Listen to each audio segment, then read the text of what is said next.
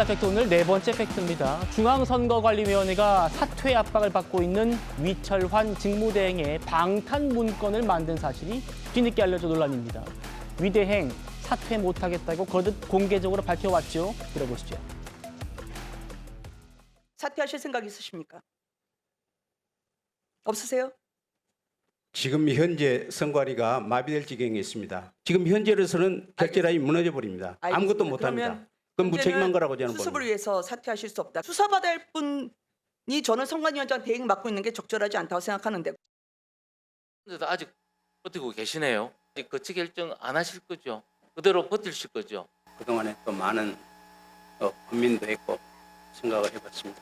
현 상황에서는 그렇게 결정하는 것이 더 무책임하다, 더 죄송스러운 상황이 된다. 그 말씀이 국민적 눈높이에 맞다고는 생각하십니까?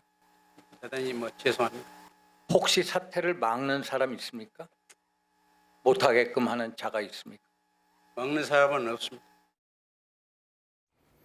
위철환 대행이 국회에서 저런 대접을 받는다고 중앙선관위에서 이른바 위철환 살리기 문건을 만들었다라고 합니다. 보시죠.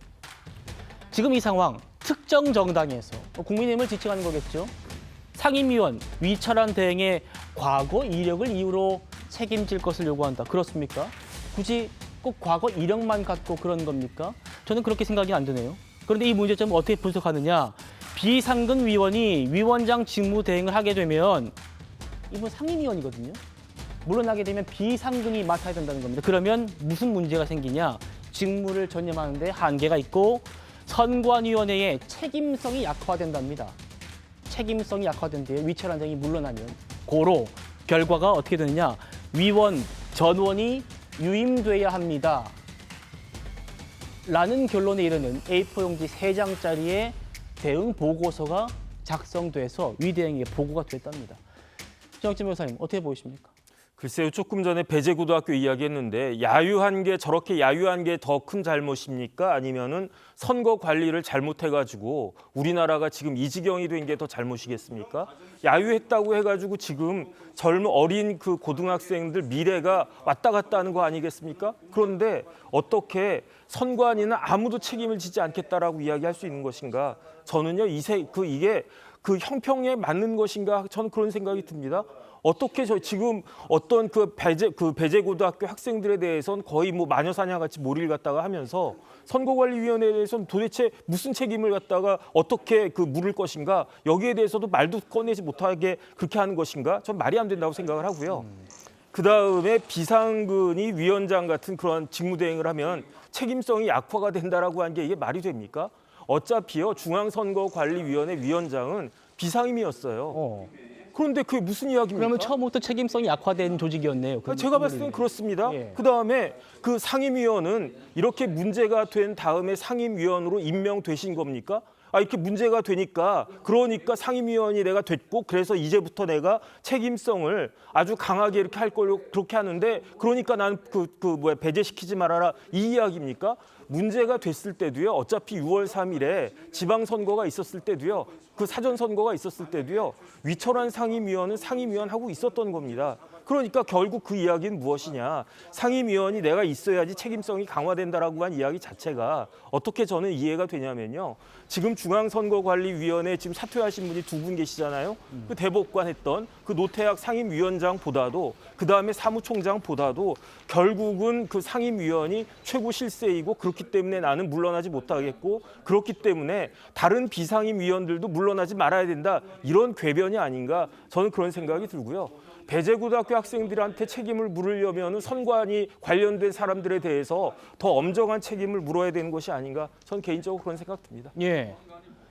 지금 위철환 상임위원이 물러나게 되면 선관위의 책임성이 약화되기 때문에 위 대행을 비롯한 선관위원들이 전원 물러나면 안 됩니다라는 선관위의 문건이 만들어졌다는 겁니다. 여러분 어떻게 들리십니까? 야당은 곧바로 비판했습니다. 바로 볼까요? 최은석 국민의힘 원내수석 대변인. 국민은 반성과 쇄신을 기도했지만 국민들은 쇄신안을 기대했지만 선관위가 가장 먼저 챙긴 건 개혁이 아니야 자리였다. 위철한 지금이라도 사퇴를 결단하라. 어떻게 보셨습니까? 결국 뭐 초록이온 동색이라는 말이 떠오를 수밖에 없는 상황인데요. 사실 이번 사태에 대해서 가장 그 책임을 먼저 그리고 가장 크게 져야 될 사람은 저는 상임위원이라고 생각을 했거든요. 예. 자, 그런 사실을 그러면 그러니까 선거관리위의 직원들은 몰랐을까요? 그럼에도 불구하고 왜 그러면 지금 위철한 상임위원을 보호할 수 있는 이런 문구를 만들었을까?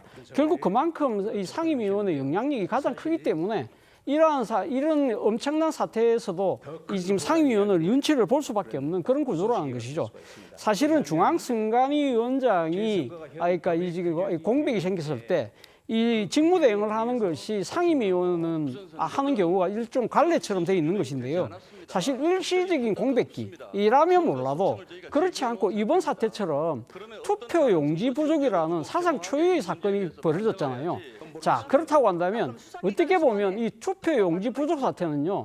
사실 9명의 선관위 의원 중에서 딱 한 명이 있는 상임위원장이 가장 큰 책임을 지는 사람이에요. 그렇지 않나요? 그러면 차라리 그러니까 중앙선관위원장이 물러날 때 함께 상임위원도 물러나는 것이 맞는 거잖아요. 사실 상임위원은 매일 출근해서 이런 모든 그러니까 이 사무처의 업무를 나름대로 파악할 수 있는 가장 앞선 위치에 있는 사람이기 때문에 그 책임을 다 못한 사람이 어떻게 관행대로 관례대로 이 대응을 맡는다? 그건 말이 안 되는 것이죠. 그렇다고 한다면 이러한 상황을 가장 잘 아는 이 지금 선관위 사무처 직원들이 이걸 다 무시한 채 이 위철한 상임위원을 무조건적으로 보호해야 되겠다는 생각?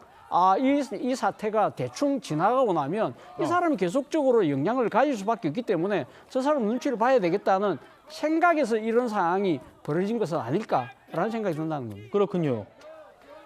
이번 사태 노태학 선관위원장과 허철한 사무총장이 사퇴했는데 왜 상임위원은 사퇴 안 하느냐? 이 상임위원도 정말 책임이 없습니까, 여러분? 그런데 상황평가, 특정 정당에서 과거의 이력을 이유로 책임질 것을 요구한다. 지금 이렇게 아니란 얘기가 지금 차교수님의 얘기입니다. 원래 책임져야 될 사람이라는 건데. 이 과거 이력이라는 거, 야당이 이렇게 얘기했었습니다. 만나보시죠. 밥 친구 맞습니까? 전혀 아닙니다. 그렇지 밥 안 않아도 드셨습니까? 말씀드리려고 그랬는데요. 사실은 지금 조회해봐도 알지만 제 셋째 동생 나이입니다. 현 대통령. 같이 밥을 먹고 다닌 적도 없습니다. 한 번도 아니고 여러 번씩 여러분이 밥 친구단 말을 계속 반복하고 계십니다. 그래도 저는 오늘 잘못한 죄인의 심정으로 여태까지 꼭 참아왔습니다. 사실이 아닙니다. 밥 친구라는 표현은. 대통령과 밥 친구냐? 뭐 아니라고 했으니까요. 연수원 동기라는 것이고. 김기현 대변인.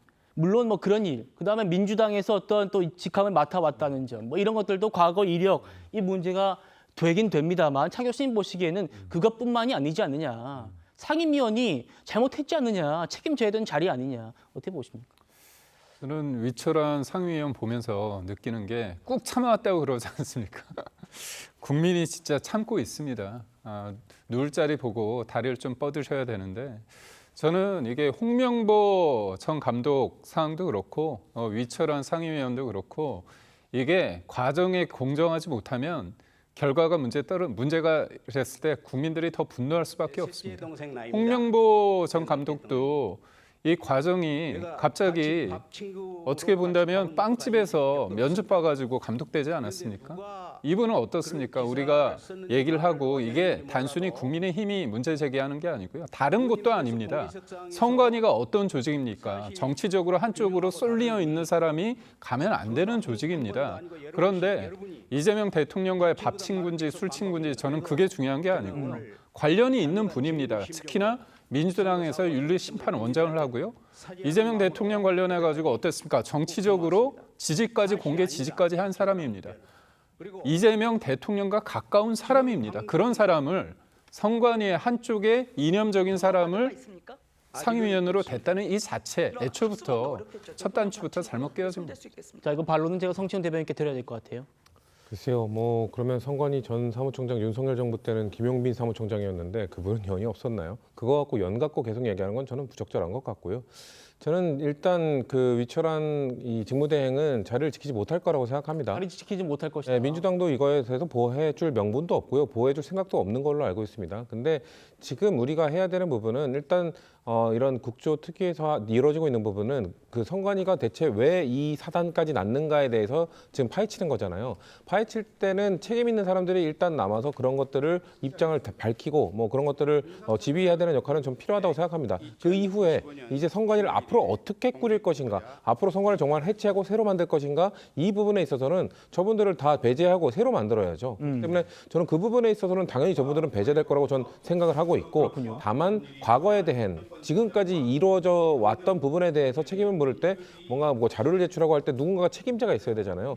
저는 그래서 이런 생각도 할 수 있어요. 직무대행 없어도 그런 것들은 할 수 있다라고 생각할 수도 있기 때문에. 그렇죠. 그렇기 때문에 뭐 위원들 없어도 가능하다. 예. 그러면은 그런 사람들에 대한 조치를 정치권에서 또 빠르게 취할 수도 있다고 예, 생각하는데. 이번에 보니까 선관위원들이 있다고 해가지고 선거 관리 잘 되는 거 아니던데. 그렇죠, 맞습니다. 그렇기 때문에 저는 그런 부분에 있어서도 정치권이 좀 판단을 하고 굳이 없어도 되는 사람, 굳이 과거와 지금 이 사단에 대한 진상 조사를 할 때 굳이 자리를 지키지 않아도 되는 사람들에 대해서는 선제적 조치를 할 필요도 있다고 생각합니다. 다만 정치권에서 너무 이것들을 개인적 연 때문에 그런 걸로 몰아가는 거는 부적절하다고 생각하는 거죠.